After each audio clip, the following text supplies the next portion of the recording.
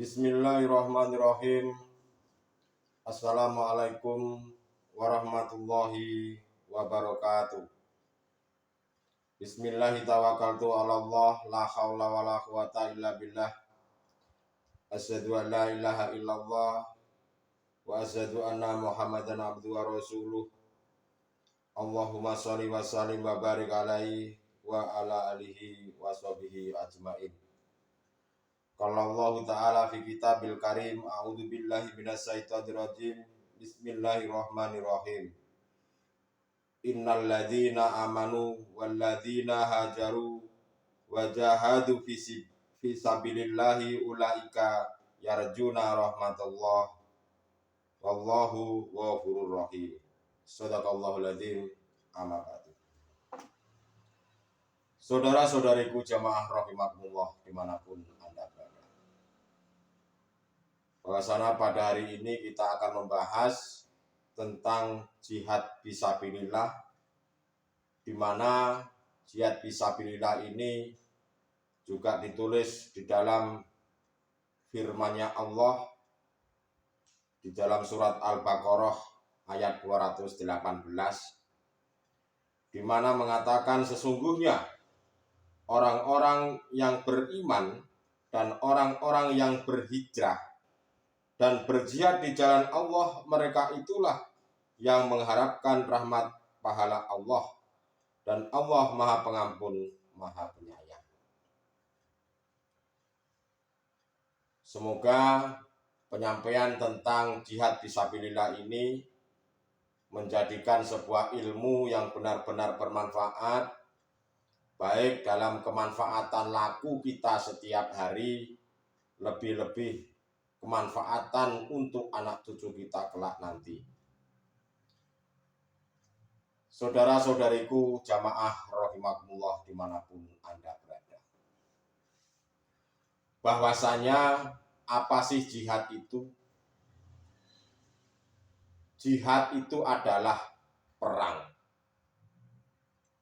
Kalau di dalam bahasa syariat, jihad itu adalah perangnya orang mukmin terhadap orang munafik, terhadap orang kafir, orang fasik pada zaman Rasulullah Shallallahu Alaihi Wasallam. Barang siapa yang meninggal atas dasar jihad fisabilillah di jalan Allah, maka matinya itu mati syahid. Seperti halnya kalau kita mati dalam membela negara, itu juga mati syahid. Mati kalau membela kehormatan, itu juga mati syahid. Atau kalau seorang perempuan sedang hamil, melahirkan, meninggal, itu juga dikatakan mati syahid. Rasulullah juga menyampaikan bahwa syuhada, orang yang mati di dalam medan peperangan itu, mereka itu berjalan di atas jalannya Allah, jalan yang diridhoi oleh Allah. Ini apa maksudnya? Maksudnya itu agar diri kita ini memerangi nafsu yang ada di dalam diri kita.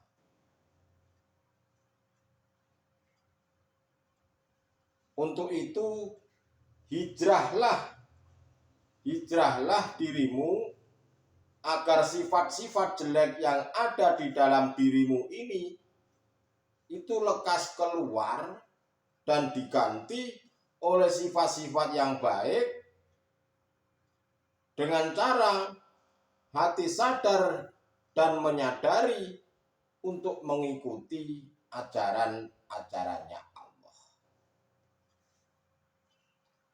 Karena yang namanya sifat-sifat jelek itu tidak akan bisa hilang, tidak akan hilang sampai engkau mati, kecuali Anda mau masuk di dalam ilmu ketauhidan ilahiyah, di mana ilmu itu mengajak hatimu untuk mengesahkan Tuhan.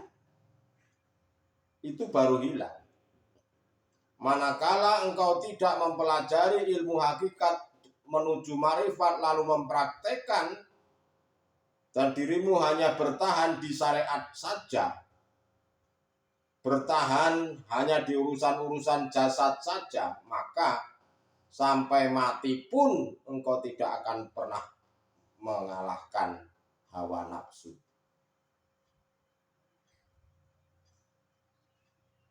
Saudara-saudariku dimanapun Anda berada,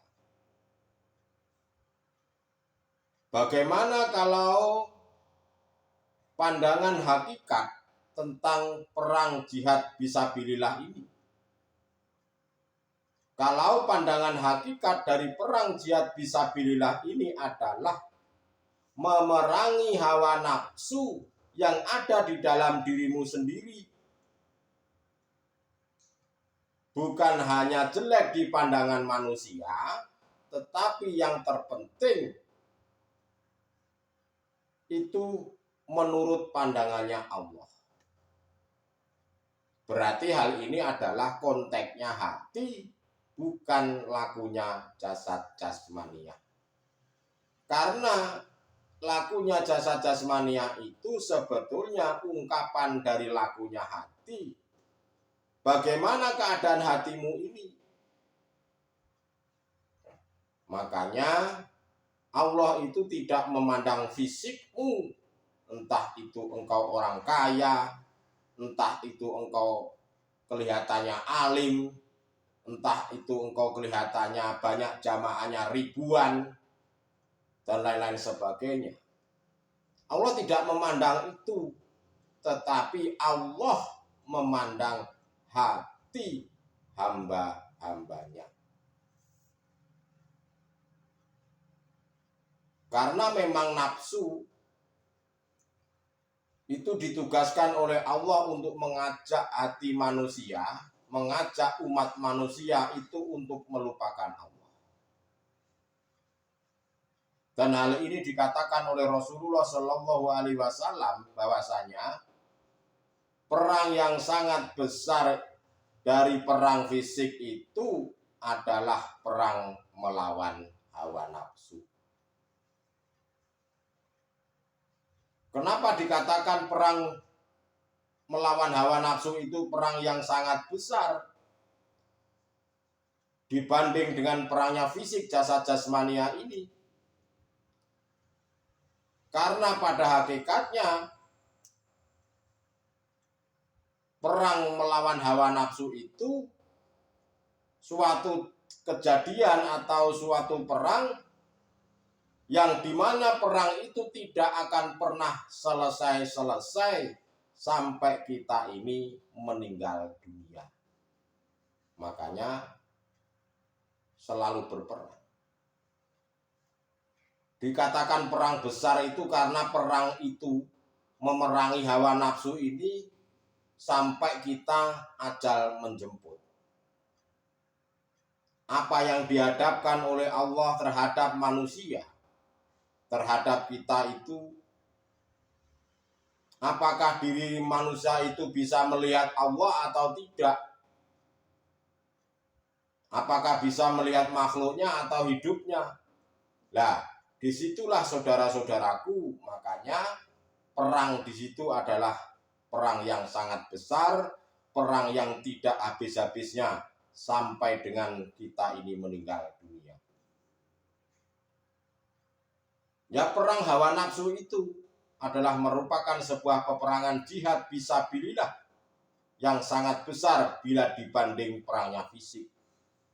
Kalau perangnya fisik mungkin sebentar, sehari dua hari, paling lama katakanlah sebulan, katakanlah seperti itu. Tetapi yang namanya perangnya hawa nafsu itu perang yang tidak pernah selesai sampai kita itu meninggal dunia.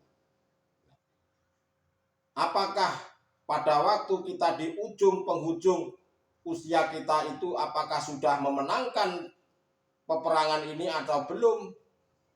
Yaitu yang bisa menjawab hanyalah diri Anda masing-masing. Karena yang bisa memenangkan dan bisa mengalahkan itu semuanya terserah Anda bagaimana kita menyikapi. Apakah engkau mau menerima ajaran-ajaran Allah atau tidak? Ya itulah sebuah gambaran di mana engkau diletakkan oleh Allah setelah kematian jasadmu. Apakah engkau dalam keadaan kalah atau dalam keadaan menang? Itu semuanya terserah Anda. Yang merasakan jika Anda kalah, maka setelah kematian jasad jasmaniahmu, maka di akhirat itu juga akan mengalami kekalahan selama-lamanya. Begitu pula kalau kita memenangkan perang itu di saat masih hidup di dunia, itulah gambaran nanti di akhirat setelah kematian jasad jasmaniahmu, engkau akan mengalami ketenangan, mengalami kemerdekaan, mengalami sebuah kedamaian yang di bahasa syariat adalah masuk surga selama-lamanya. Saudara-saudariku jamaah rahimakumullah dimanapun Anda berada.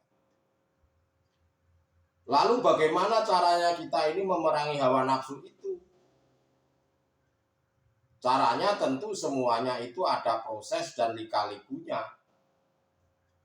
Karena yang namanya nafsu itu tidak hanya masuk di dalam hal-hal maksiat saja, tetapi yang namanya nafsu itu masuk di dalam hal-hal menurut pandangan syariat jasad itu taat kepada Allah. Saudara-saudariku jamaah rahimakumullah dimanapun Anda berada. Bahwasanya nafsu itu akan kalah. Nafsu itu akan runtuh manakala engkau dalam zona musyahadah. Hanya itu saja jalannya. Yang terpenting sekarang dirimu ini harus masuk ke zona musyahadah itu bagaimana? Itu yang terpenting. Karena yang mengalahkan nafsu manakala engkau sudah masuk di dalam zona musyahadah atau bisa dikatakan ma'rifatullah. Agar bisa memenangkan hawa nafsu, itulah jihad fisabilillah sebenarnya. Dan untuk jihad fisabilillah itu tidak hanya sekedar saya ingin memerangi hawa nafsu, hanya berkata seperti itu. Tidak. Seperti halnya begini. Saya ingin kaya, tapi nggak ngapa-ngapain. Saya ingin sukses, tapi nggak mau ngapa-ngapain. Saya pengen masuk surga, suruh sholat malas. Nah, bagaimana dirimu mau perang jihad fisabilillah? Jangan halu kali. Jika kita ingin perang bisa jihad fisabilillah, hatimu ini adalah konteksnya hati bukan jasad. Kalau konteksnya jasad, jihad fisabilillah itu adalah ya tadi saya sudah jelaskan di depan bahwa perangnya antara orang mukmin terhadap orang munafik pada zaman Rasulullah. Agar kita ini bisa jihad fisabilillah di dalam hatimu untuk memerangi hawa nafsu, apa yang engkau lakukan?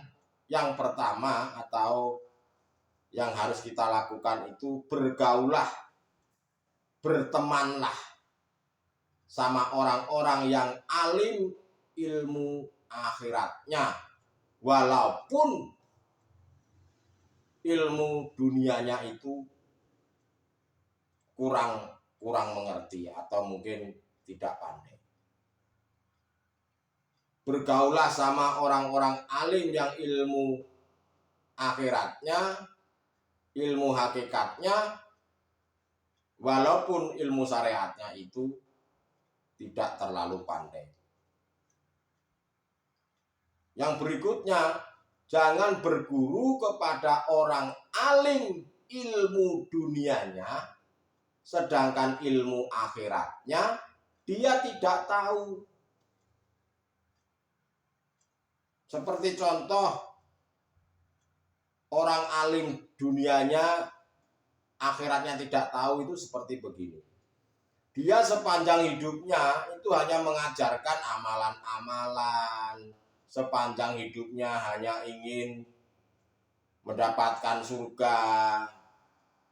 Sepanjang hidupnya hanya ingin rezekinya lancar.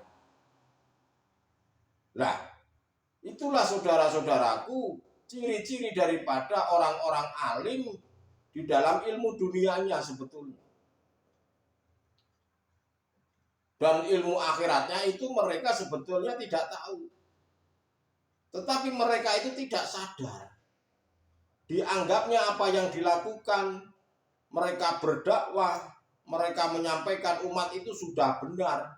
Padahal rata-rata kita lihat di televisi, kita lihat di YouTube, kita lihat di media sosial yang lainnya, itu rata-rata sebagian besar mereka itu hanya menyampaikan ilmu dunianya saja.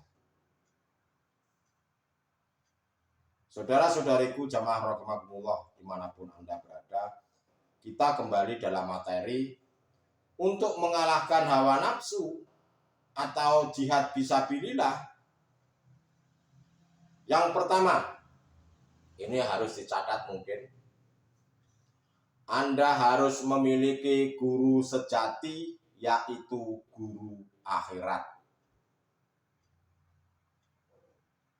Dan memiliki seorang mursyid yang mengajarkan hati untuk mengesahkan Tuhan. Yang pantas disebut mursyid itu adalah orang yang hatinya selalu condong terhadap Allah, nyambung terhadap Allah, dan selalu mengajak hati kepada umat mengesahkan Tuhan. Itulah yang pantas dianggap mursyid, yang pantas disebut mursyid atau pelatih lah. Seorang mursyid itu tidak harus bersorban, tidak harus menjadi kiai atau ustadz, tidak harus jamaahnya ribuan. Bahkan seorang mursyid itu, kalau Allah sudah menghendaki, bisa juga ditaruh di pemulung, di pengangguran, di tukang cukur, di tukang bangunan, dan lain-lain sebagainya. Bahkan mereka tidak dianggap. Tapi kebanyakan saudara-saudara kita, atau kebanyakan manusia dah, itu rata-rata mereka itu hanya memandang sorbannya, terus memandang jamaahnya ribuan. Wah, ini ada syekh, wah ini ada syekh. Seolah-olah itu apa yang diajarkan benar. Padahal itu masih diajarkan tentang urusan-urusan duniawi.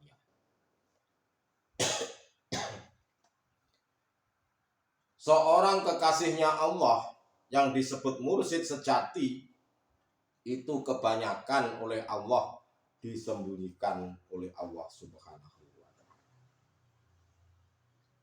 Yang pertama, untuk mengalahkan hawa nafsu atau jihad fisabilillah, Anda harus memiliki guru akhirat atau guru sejati.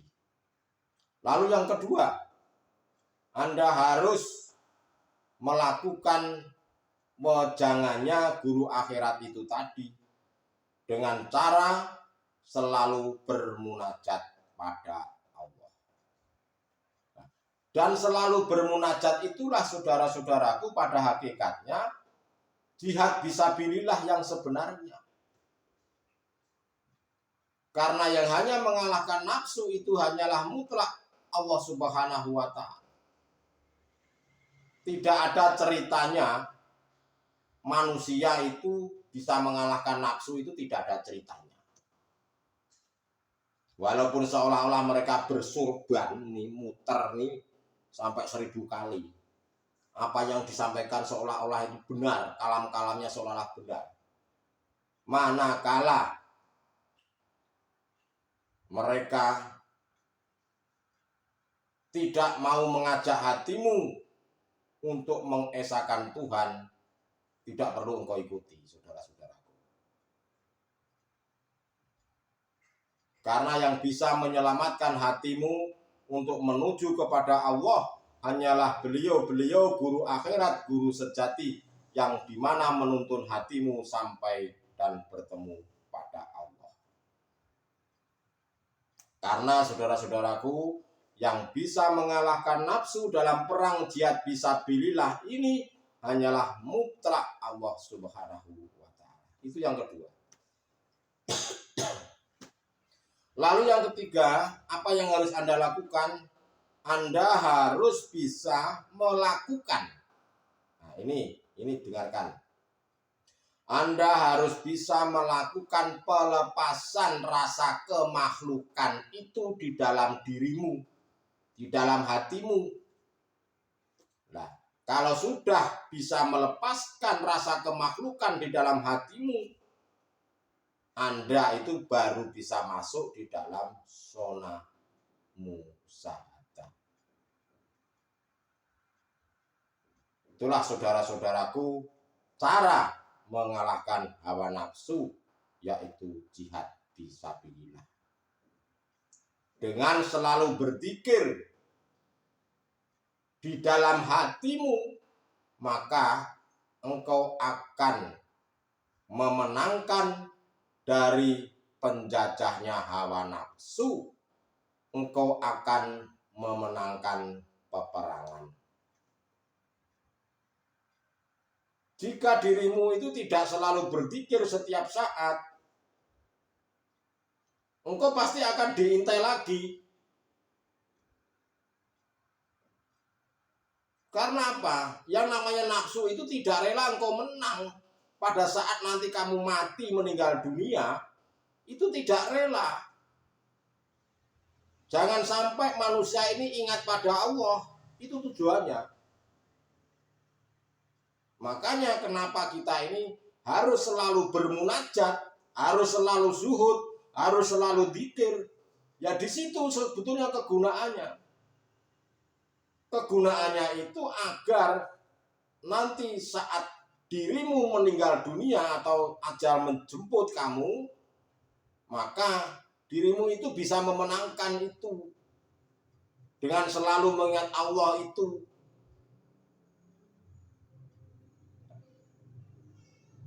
Anda baru setelah menang dalam keadaan mati, meninggal dunia, Anda akan mengalami juga kedamaian di alam sana atau di alam akhirat. Nah, apa dzikirnya? Dzikirnya adalah dzikir sirrul asror sampai dengan fana'u dzikri.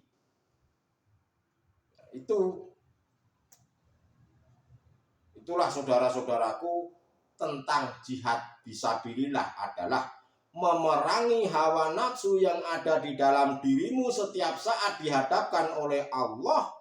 Apakah engkau itu merasa dirimu makhluk atau tidak? Itu letaknya di hatimu.